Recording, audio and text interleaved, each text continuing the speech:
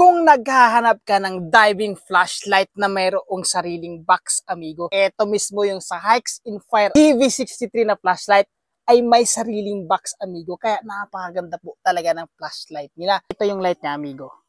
Yan po yung kanyang highlight. Tingnan mo, amigo. Napakaliwanag, amigo. 'Di ba?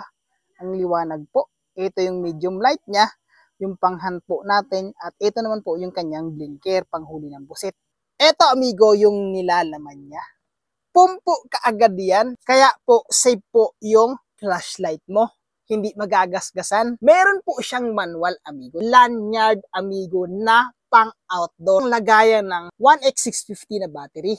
Charger. Charger ng battery, amigo. Yan sa loob.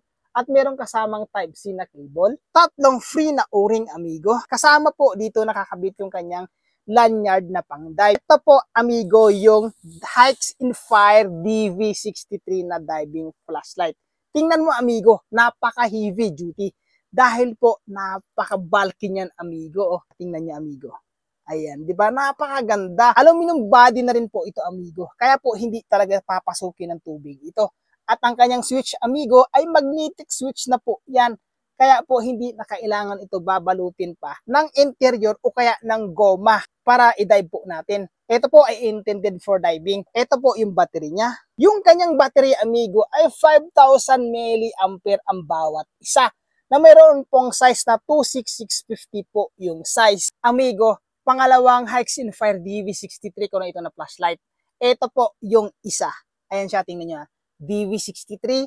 Ito po yung bago DV63, amigo. Pinapakita ko ito, amigo, sa inyo kasi nga po marami nagsasabi na baka peke daw o kaya baka hindi daw totoo yung flashlight na ini-endorse ko po sa inyo.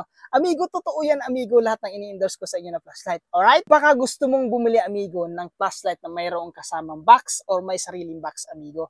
Ilalagay ko po yung link dyan sa ating basket. Check out mo na, amigo, pangregalo sa sarili.